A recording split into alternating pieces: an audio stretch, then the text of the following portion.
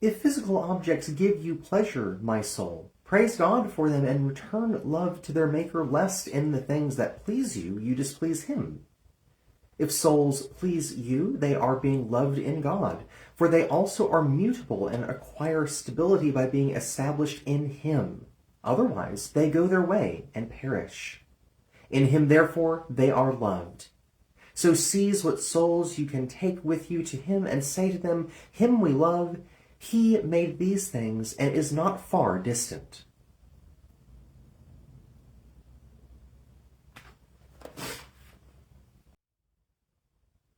We now follow Augustine into the period of his life between the ages of 19 to 28.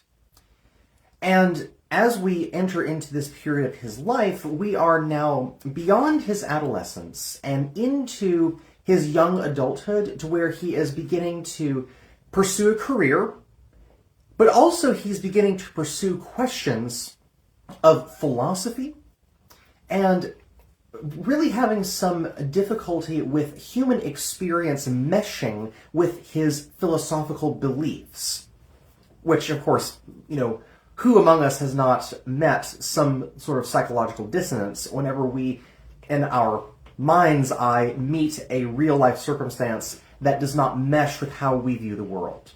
Hopefully, most of us have had some sort of experience like that we've had to reflect on. Well, Augustine has had plenty of those. But there are some main areas in which Augustine is going to reflect on particularly that can lend some language, I think, to the human experience, but also to the questioning of one's own belief system. To use the language of a therapist that I heard recently, whenever there is a problematic belief system that the therapist can tell is harmful to the person, instead of challenging it directly, the therapist will say, well, how's that working for you? And allow the person to self-reflect on whether what they believe matches up with what their reality is. Or, quite simply, is what I believe good for me? Is what I believe good for how I view reality? Well, let's think about a couple of different circumstances that are described within this chapter. Augustine begins the chapter by speaking about chasing after not simply the beautiful, but chasing after the true. The word true here being that thing which Augustine locates ultimately in God. God is truth. Christ is the way, the truth, and the life. For Augustine, Christ being the truth is not simply a metaphor, it is a reality. When he begins this pursuit, he begins by speaking of various ways in which he tries to satisfy his longing for those types of things. And he approaches it on both the intellectual and also the personal. On the intellectual side, I thought it was really interesting how he described his looking into astrology. And in fact, he had looked fairly seriously into astrology as taking it up professionally, he says. Now, again, pay attention to the fact that astrologers, those who read the stars, and again, this is not astronomy. Astronomy is the study of these particular celestial bodies by a scientific perspective.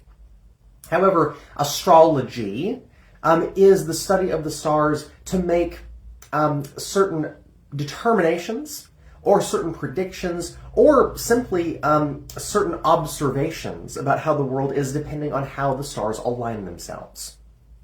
Now, the thing is that Augustine lives at a time of cosmology where we don't have the ability to talk about celestial bodies that are rotating in a certain kind of way according to certain principle.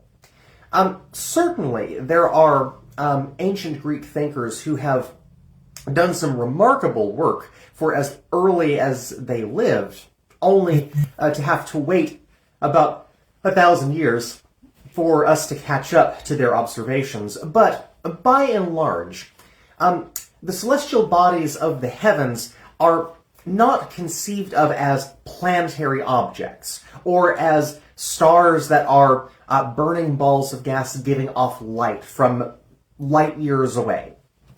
What they are conceived of as entities, or in a lot of philosophies and religions, as actual agents. They're actual things, they're gods, they are living creatures of some sort that are trying to communicate to those who live on the earth below. Again, there is a fairly common conception that was this way for thousands of years, of which the earth below is where the realm of mortality is, and the realm above, the heavens, is the realm of the god of the gods. So, when Augustine is beginning to look into this, he's taking fairly seriously that what he's doing actually does have a serious effect on how the world works beneath. Which leads to the first really interesting discussion. It was very brief. It wasn't a lot of the chapter, but it's a really key, important discussion. When Augustine met the physician, so the doctor who is skilled in medicine, the doctor who had for years studied astrology and eventually left the whole system because he believed that it was completely fake, it was not real at all. Augustine begins to question this person, and again, and we can kind of imagine a 19-year-old or 20-year-old that is really interested in a certain subject being skeptical about someone who has left the whole enterprise altogether. But there's a really interesting discussion that begins to be brought up that Augustine is seeding for a later discussion in the Confessions, which is the role of fate versus will. When it comes to astrology, Augustine was looking for proof that the world operates on some sort of a predictable basis. And when Augustine begins to look into astrology, that offers a potential answer to him. By observing the stars or their positions or what they're trying to communicate to the earth below, you are able to make accurate predictions based upon what the stars are saying, according to astrology. Well, that's very attractive to Augustine because in his tumultuous adolescent life, he's looking for some way of being able to accurately predict or at least assure himself that the way that the world is working is the way that the world is supposed to work. Thing is, though, is that Augustine begins his first kind of more in-depth philosophical discussion with himself, which is the role of fate versus will.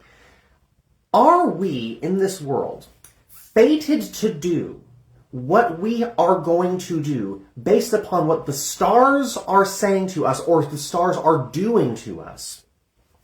Or do we have some role of will in which we are actually making a decision?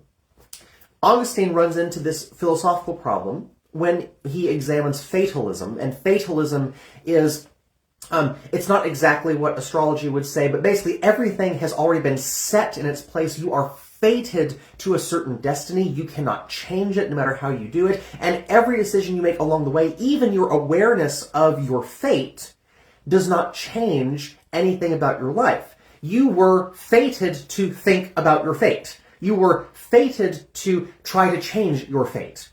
You kind of get that. This is what in philosophy we call determinism. That the world is determined in some way, shape, or form outside of our control, and that we simply are a bubble on the wave of fate. That there's nothing we can do to change the trajectory. We simply ride it until our ultimate conclusion.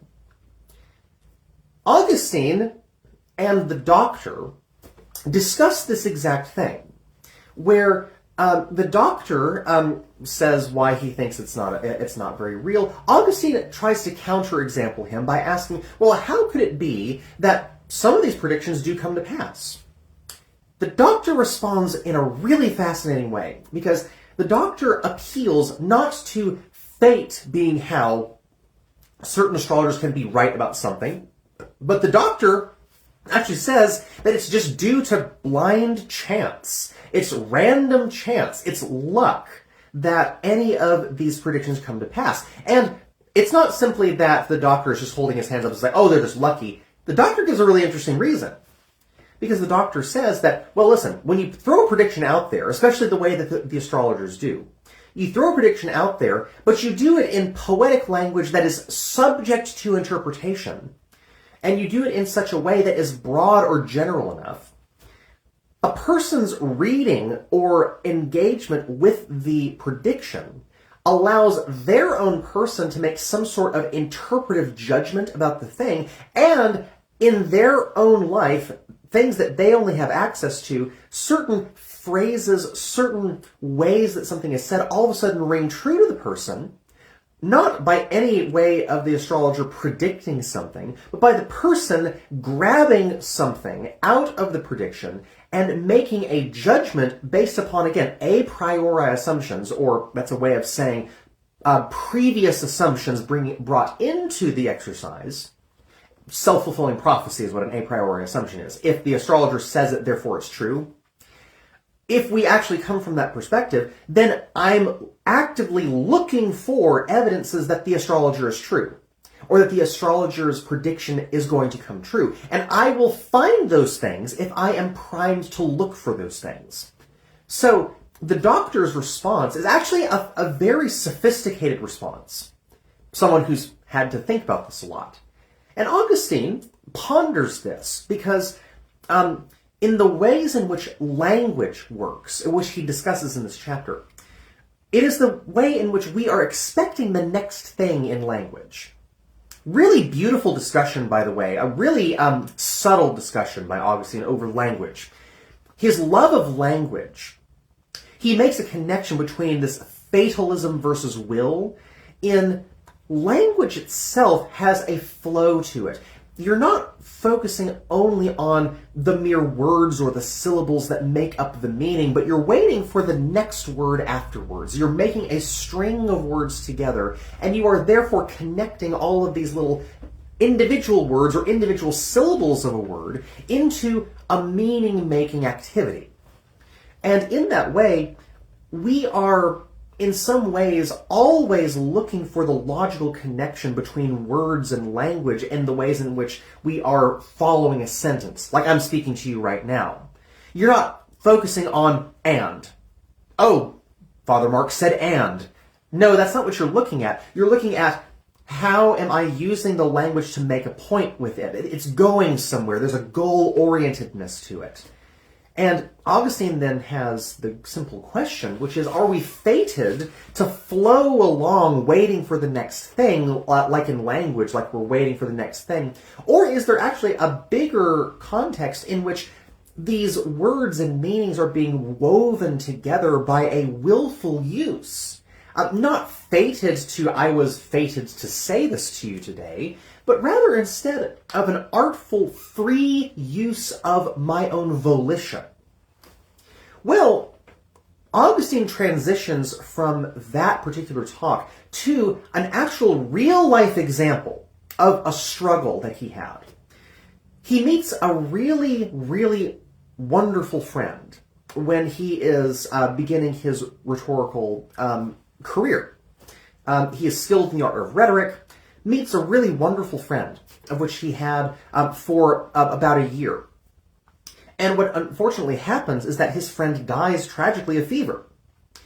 And Augustine notes that for this friend, for whom he's known for much shorter amount of time than any other person that he's known, for Augustine, who has known this person for such a short period of time, he has had such a kinship with this person, such a love with this person, that the removal of them from his life was as if his life was worse off than before he had met the person.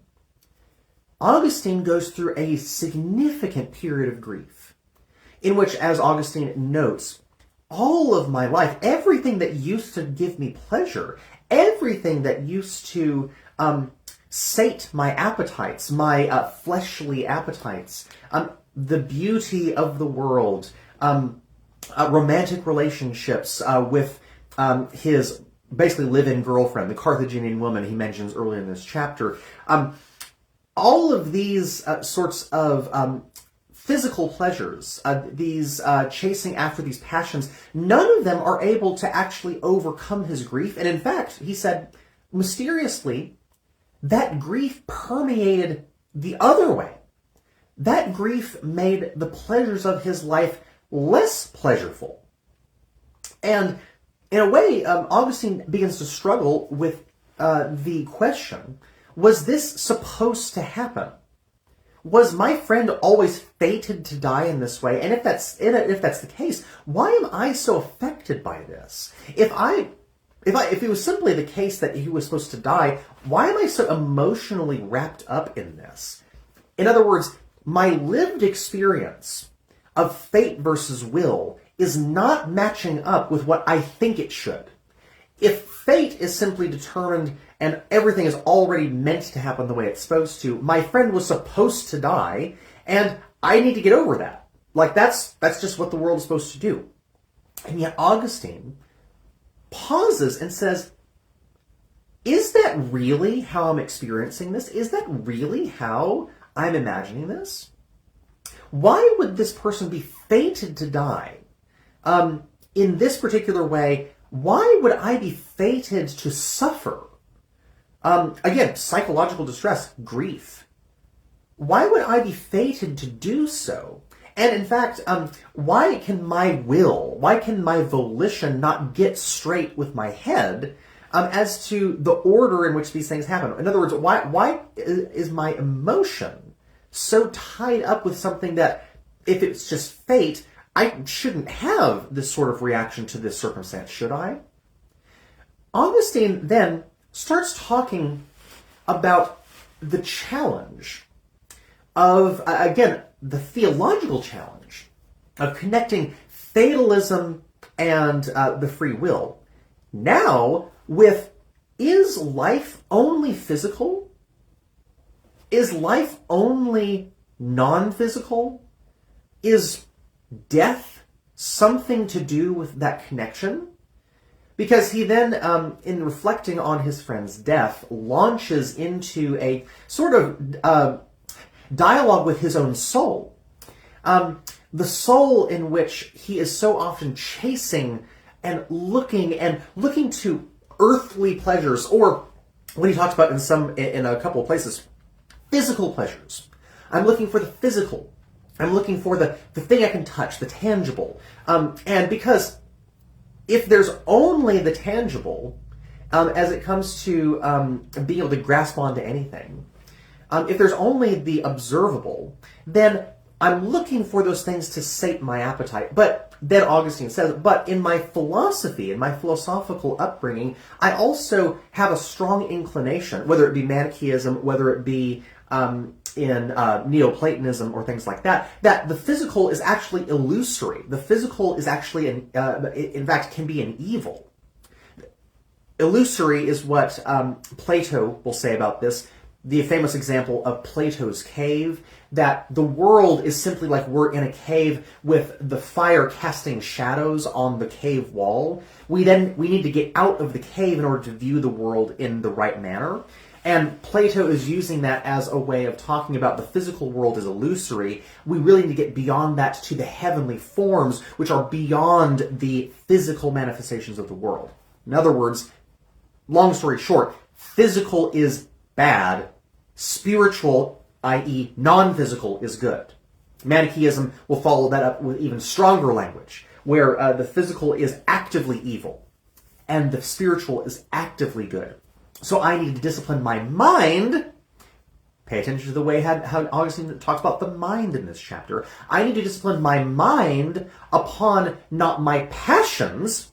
That word passion is a synonym for fleshly desires, physical desires. I need to subjugate my passions, my physical desires, to the true mind. And here's where the big discussion at the end of the chapter happens. Augustine then begins to address God. And notice that Augustine's pouring out of his soul before God.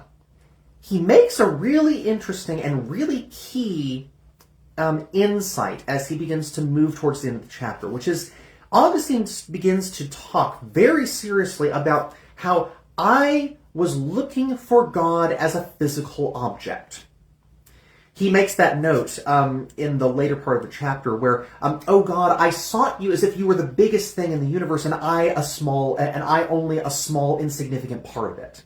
Well, what Augustine is meaning in that is he was looking for God as if God was an observable object. Again, think astrology. He's looking for the physical as an indicator of the spiritual. He's looking for the gods to tell him something about how to live his life. In other words, he's looking for the manifestation of God in the ways in which he is taught to understand manifestations of God. If God is real in some way, shape, or form, I should be able to observe it in some way. Now, not that that is incorrect, but how we observe God's realness, the reality of God, does not necessarily have to be simply in looking for the biggest object in the universe. Isn't it interesting how Augustine, in his earlier life, mirrors the way in which commonly 21st century atheists will talk about God? They will ask, well, where is God? Like, where's God that I can observe him? Augustine makes this interesting examination of this particular philosophy way back in the 400s. Augustine was one of these guys who was looking for this particular proof. And he said, I was looking for God as if God was an observable object. But here's the key.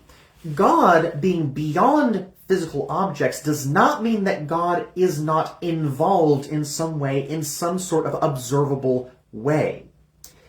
That wonderful passage we read at the beginning of this particular video of God is not far away from his creation.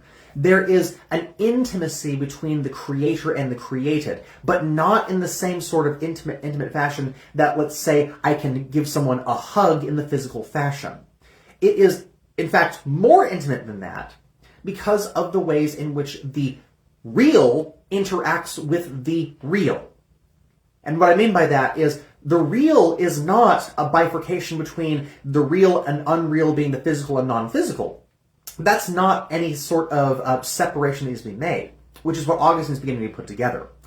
In other words, Augustine is starting to push back, at least within his reflection on this part of his life. Augustine pushes back against the Manichaean notion and the Neoplatonist notion that body and soul, or physical and non-physical, are at odds with each other.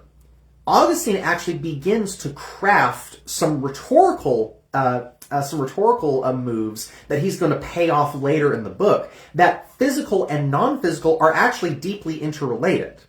Not to put the cart before the horse here, but Augustine is moving towards a holistic body and soul union that he is more interested in preserving, because there is much more overlapping contact between the goodness of the created order and the goodness of the sanctified soul than simply the body is bad, the soul is good. The physical is bad, the non-physical is good. That being said, Augustine leaves off this chapter, setting up the next one, by ending with a sort of examination of his own misconceptions about God's work in the reality of the world.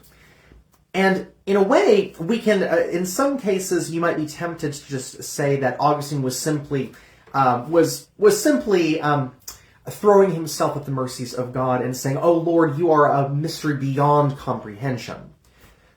However, Augustine is doing something a bit more sophisticated than that, though, because the whole will versus fate, grief as a challenge to my perception of the world, and then really will and fate and grief are meeting together in challenging his philosophy about physical and non-physical things, that then he ends with his talk about beauty. I was looking for the beautiful. I was looking for that which is beautiful. I'm drawn towards the beautiful. And then he asks himself in his writing, what is beautiful? I hope you caught that section and you paid attention, because Augustine, again, his first kind of career writings was over beauty, over the beautiful, and over desiring the attention of someone who he sees as doing beautiful things. The orator that he dedicates his first book to. The writings over the beautiful is something in which the connection, the connective tissue between the physical and non-physical takes shape. Because Augustine is looking at the beautiful of the world and is asking himself, is this merely transient? Is the beauty of the world simply my passions getting the best of me in the physical sense? Why am I so drawn to the aesthetic, why am I so drawn to language as beauty, oration, rhetoric? Why am I so drawn to these physical things if they are simply not meant to be not only good, but they're meant to be illusory and they're meant to be wrong? Now, of course, Augustine knows that you can use language to prove that which is untrue, but that's not what Augustine's talking about. Reading poetry, a well-made poem by a really skilled poet, there is beauty in that. And is that beauty meaningless? Is that meaningless as it comes to fate? Is that meaningless as it comes to producing something according to the passions that drive into my emotions and stir me up in a certain way in a physical fashion? Or is there another option? Is my desire, as Augustine will talk about, is my desire for beauty something that's pointing me beyond the beautiful to the source of beauty? Is the desire that I have within me something that is going beyond what I am witnessing, or to use it in this way, is the beauty of which I am so drawn to a signpost that is pointing beyond itself to the one who gives beauty to it in the first place? In other words, is my desire actually towards God in the first place? That's where Augustine's moving here. And that's where Augustine is setting us up as the reader to pay attention to the fact that when he talks about desire, passion, when he talks about the draw towards these beautiful things, remember, when Augustine talks about the beautiful, he's also talking about the good. He is not taking the cheese in his reflections on his life. He's not holding to the pattern of physical bad, spiritual, non-physical good. What he's saying is that, no, the physical is a mediatory means of which God is actually communicating to Augustine through the desires that he has for the good and the true and the beautiful. And in that way, we are primed for Augustine's deep, deep examination of will and fate, of physical and non-physical, and ultimately of God as the source and summit of all of our drawings, inclinations, and desires within this life as it comes to each one of those good created things.